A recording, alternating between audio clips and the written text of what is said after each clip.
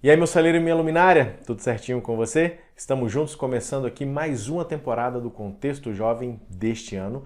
E nessa temporada nós vamos estudar um livro que muita gente não faz ideia do que fala nesse livro.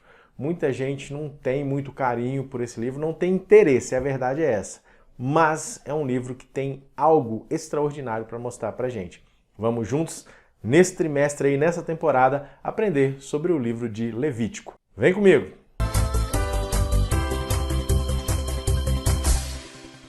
Pois é, vamos estudar sobre o livro de Levítico. Eu tenho praticamente certeza que não está aí no seu top 5 de livros da Bíblia. Eu acredito que não. Mas o livro de Levítico, ele traz algo muito importante para a gente. Ele traz Jesus Cristo. O centro do livro de Levítico é Jesus Cristo, é o amor, né? A demonstração de amor que Cristo teve por nós. O livro de Levítico, ele é o terceiro livro da Bíblia, foi escrito por Moisés. E o seguinte, a palavra Levítico, ela vem justamente, é uma palavra que pertence à tribo de Levi. Levítico, no Talmud, ele está ali como o livro dos sacerdotes. Fala de todo o sistema sacerdotal, de todo o sistema do santuário. Ele amplia como eram as cerimônias no santuário. Para começar a primeira lição, nós temos como título Jesus. E dá uma olhada na tirinha aí que nós temos. A tirinha nós temos a serpente conversando com Eva e depois corta essa tirinha para um mundo aí desolado, um mundo de pobreza, de dor, de tristeza. Em seguida, embaixo nós temos ali Jesus dando um abraço em Adão e Eva e o sacrifício de Cristo. Prometeu tudo e entregou nada. Satanás prometeu tudo. Falou com Eva que ela teria o conhecimento de Deus, que seria igual a Deus. E o que aconteceu? Ele enganou ela, porque ele não tinha poder para fazer isso, para deixar Eva ali como Deus, obviamente, e ele enganou, e ele queria destruir a criação de Deus. E através da promessa que ele fez para Eva, ele não entregou nada daquilo que ele prometeu, e somente dor e tristeza para a humanidade. Em contrapartida, nós temos Jesus Cristo dando um abraço ali em Adão e Eva e fazendo uma promessa. Deus ali, né, colocou essa profecia, uma referência a Gênesis 3,15, de que o descendente da mulher esmagaria a cabeça da serpente. E ele seria ferido no calcanhar. Que ferida seria essa? Um sacrifício de sangue que Cristo teria que fazer por nós. E o quê? Ele prometeu tudo e cumpriu tudo. Ele deu tudo o que tinha. Ou seja, a vida dele aqui para que nós pudéssemos ter a opção de salvação. Jesus em toda parte. Jesus Cristo, ele é o personagem central da Bíblia. Do Gênesis ao Apocalipse, nós temos Jesus ali sendo referenciado por pessoas, simbologias, por ações. O próprio Cristo fala, né? Vocês examinam as Escrituras porque julgam ter nela a vida eterna. Eu falo o seguinte, que elas testificam de mim, ou seja, as Escrituras, a Bíblia, ela é uma testemunha. Nós até temos em Apocalipse ali, né, as duas testemunhas, o Novo e o Antigo Testamento, referenciando Jesus Cristo a todo o tempo. No Antigo Testamento, através dos símbolos do sacrifício, através, como eu disse aqui, de pessoas. José faz um tipo de Jesus, Isaac faz um tipo de Jesus. E no Novo Testamento nós temos os evangelhos e a sequência ali depois dos discípulos pregando de Jesus Cristo, da salvação dele. E quando Jesus Cristo estava dando um estudo bíblico para 2 discípulos ali indo para Emaús, o que ele fez? Ele discorreu toda a Bíblia, desde Moisés, passando por todos os profetas. Ele falou ali sobre a profecia de que o Messias viria, morreria e que voltaria. Então, o próprio Cristo usou a Bíblia em toda parte para falar dele mesmo. Como nós falamos, a tirinha traz para a gente, né, na lição de sábado, que ele fez a primeira profecia. Ele foi o primogênito que morreu por nós. Quando nós temos ali a conversa com Noé, Jesus Cristo falando com Noé, Noé, constrói a arca assim, assim, assado. Ele conversou com os patriarcas, ele foi lá visitar Abraão, fez a promessa para Abraão de uma grande descendência. Ele esteve com Moisés na entrega das tábuas dos 10 mandamentos. Então, em toda a história, como nós falamos aqui, da humanidade, Jesus estava com o povo de Israel, guiou pelo deserto, as simbologias, como fazer o tabernáculo, em Êxodo, em Levítico, Jesus falou com Moisés como deveria ser feito. Então, quanto mais nós estudarmos o livro de Levítico, nós vamos entender todo um sistema de adoração e sacrifício. Nós vamos entender com amplitude, vamos dizer assim, o livro de Levítico vai dar uma ampliada falando sobre o amor de Cristo, já fazendo uma promessa centenas de anos antes dele vir e morrer por nós. Na segunda-feira aqui nós vemos claramente que Levítico ele tem uma ligação com os evangelhos e principalmente o livro de João mostra isso pra gente. Quando Cristo fala, né, que eu sou o pão da vida, que vocês têm que se alimentar de mim, não está promovendo ali canibalismo, pelo amor de Deus, não. Você vai ver claramente que Cristo estava ali promovendo os símbolos que lá em Levítico são apresentados. Por exemplo, dentro do santuário nós tínhamos ali os pães asmos, você se lembra disso? Que além dos pães da propiciação que nós acabamos de citar, nós tínhamos ali a oferta pacífica, que era o quê? Eram pães sem fermento. Usava-se a farinha, que tinha toda uma simbologia também. Então, o sacrifício de Cristo, a simbologia era completa, não era só ali o sacrifício de animais. Tudo dentro do santuário mostrava Jesus Cristo.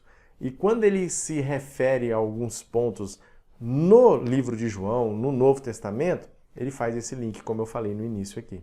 Outro exemplo que nós temos do santuário é o seguinte: nós tínhamos ali o Santo e o Santíssimo. O que separava? Uma cortina, onde era o Santo, e o Santíssimo, onde ficava a presença de Deus. Jesus, lá em João 10, fala o seguinte: eu sou a porta, ninguém vem ao Pai senão por mim.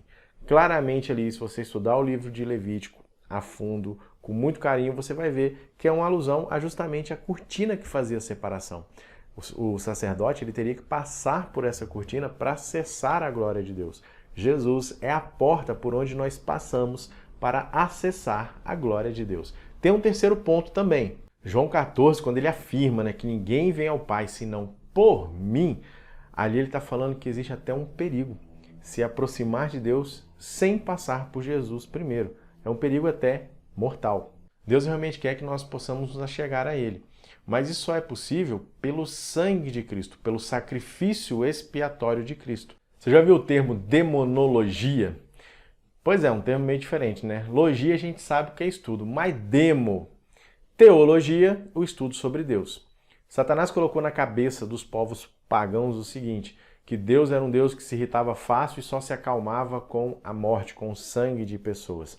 Então, em vez das pessoas estarem estudando uma teologia, achavam que estavam estudando sobre Deus, na verdade eles estavam estudando sobre demônios. Então, o termo demonologia. Mas isso realmente não procede. Em Levítico 18, Deus não se agrada de sacrifícios humanos, e muito menos sacrifício dos animais. Mas aquilo era a única linguagem que o povo iria entender a necessidade de se achegar a Deus, de se entregar a Ele, que alguém morreria no seu lugar. Vamos destacar 3 pontos em cima disso daqui. Primeiro, as pessoas tinham que entender quão terrível eram as consequências do pecado, ao ponto de tirar a vida de um animal. Quem sacrificava o animal? Era o sacerdote? Não. O sacerdote, ele fazia toda a cerimônia e entregava ali a faca, o instrumento, onde as pessoas pegavam aquele animal e elas mesmas o sacrificavam. Então, pensa no coração da pessoa, porque aqueles animais, muitas vezes, eram do seu próprio rebanho. Então, possivelmente, existia um carinho por aquele animal.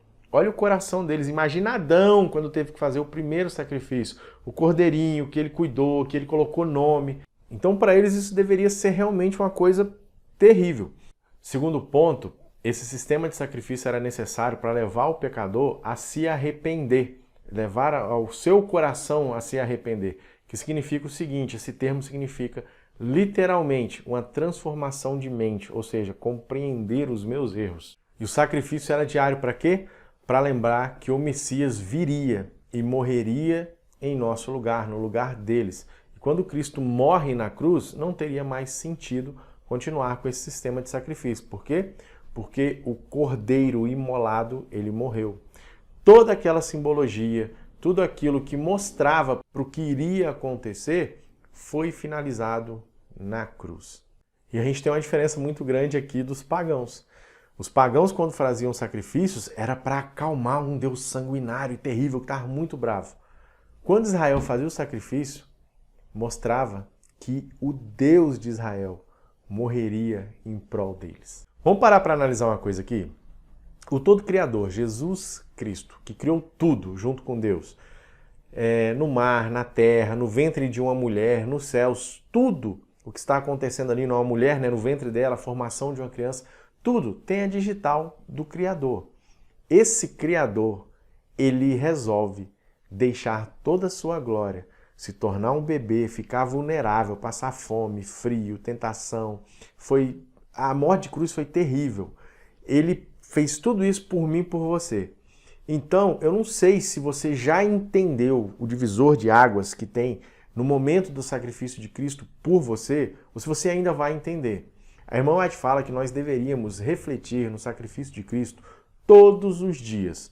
Então, só pensa como Cristo, o que ele fez é algo incondicional, é algo que ninguém no mundo faria. Tanto que o único amor que se compara com o de Cristo é o amor de uma mãe. E a gente está vendo aí, infelizmente, muitas mães abandonando seus filhos. Então, Cristo nos amou de tal maneira que ele se doou por nós. E dentro de todo esse contexto que eu falei para você aqui, até agora, nós estudamos na lição, nós temos a nossa rede semântica. Está aí a nossa rede semântica e a palavra qual é? Jesus Cristo. Eu tenho certeza que você já tem alguma palavra aí para ligar-se, né, a Jesus dentro desse contexto. A palavra que eu quero deixar para você aqui hoje é o seguinte: reconciliação. Exatamente. Porque Cristo nos reconciliou com Deus. Existia uma ponte e ele consertou essa ponte, digamos assim, para que pudéssemos nos encontrar com Deus novamente. Pensa aí na sua palavra, coloca na sua lição aí algumas palavras e aquele esquema continua, tá bom? Fala com a tua turma lá, com a galerinha, cada um fala uma palavra que se liga com Jesus Cristo, o que faz sentido dentro de todo o contexto que nós estamos falando aqui. Logo no início de Levítico, nós temos ali Levítico 1, ele explica o sacrifício de Cristo ali com os animais. No capítulo 2, nós falamos sobre os manjares, as ofertas ali, como nós falamos, pacíficas. E assim como os evangelhos, os 4 evangelhos, cada um apresenta Jesus de um determinado aspecto, o livro de Levítico também vai apresentar vários sacrifícios mostrando aspectos diferentes de Jesus Cristo. Os 7 primeiros capítulos de Levíticos trazem isso pra gente. Um deles é o seguinte, que Cristo seria perfeito, imaculado. Como nós sabemos disso? Todos os animais que eram levados a ser sacrificados, cordeiro, o gado, pombinha, qualquer animal, ele devia ser perfeito, sem mancha nenhuma, ou seja, imaculado. Já é uma referência a Jesus Cristo. Número 2, Levítico deixa bem claro para a gente que seria um sacrifício.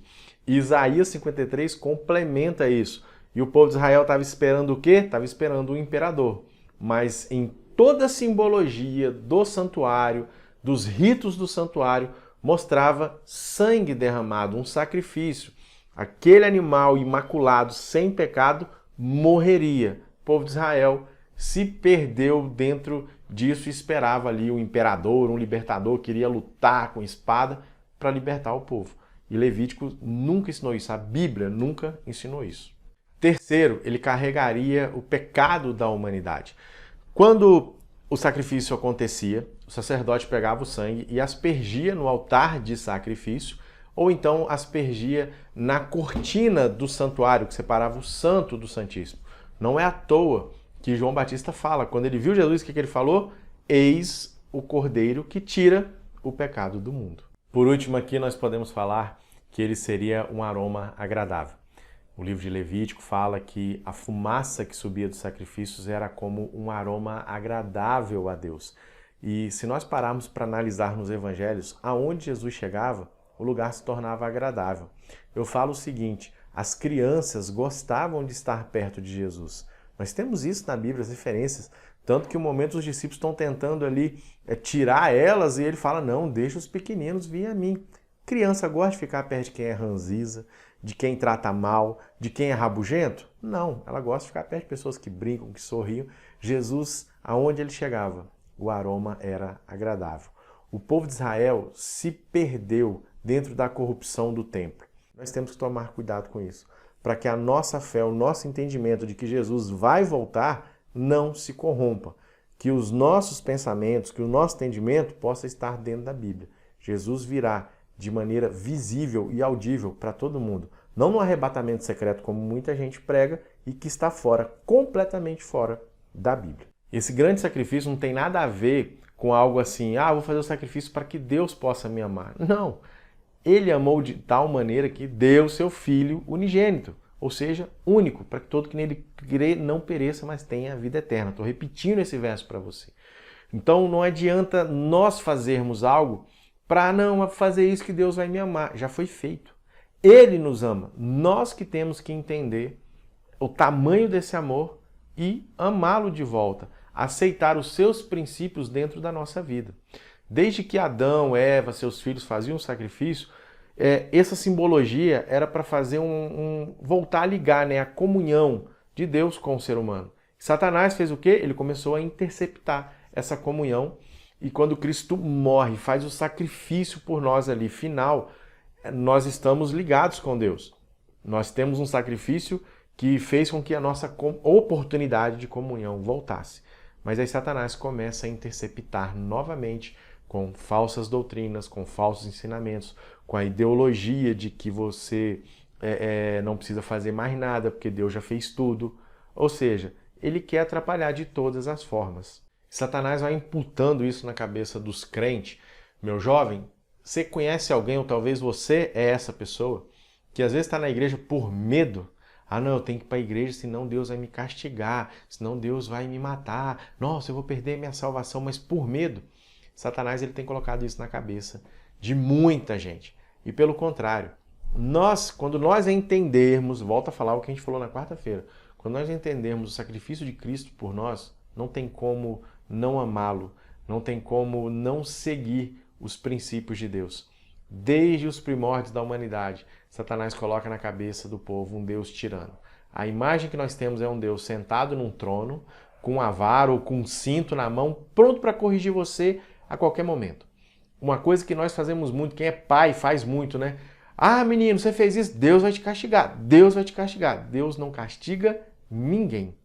Os erros, muitas vezes as provações, as lutas, as consequências ruins que vêm sobre nós são consequências, obviamente, que é uma redundância, né? Não sei, das escolhas que nós fazemos. Satanás usa isso para dizer que é Deus que está te castigando. Tome muito cuidado com isso. Se aprofunde no livro de Levítico, pegue aí os QR Codes que nós temos na lição, livros complementares. Se aprofunde no estudo da Bíblia. Para de assistir um pouquinho de série aí, dá um tempinho, dá um pause lá na Netflix, no Amazon. Não tô ganhando nada que fazer propaganda não, tá bom? Para ficar tranquilo. Mas dá um pause lá e se aprofunde um pouco aqui dentro da palavra de Deus, que é o que vai te trazer a salvação. Tá joia? Espero que você tenha gostado, que eu possa ter te ajudado de alguma forma aqui mais uma vez. E estamos juntos até o final desse trimestre, se Deus quiser. Um abraço para você. Compartilhe o vídeo, quero pedir aqui para você compartilhar, para você poder curtir também o vídeo, tá bom? Um abração, fica com o Papai do Céu e até semana que vem.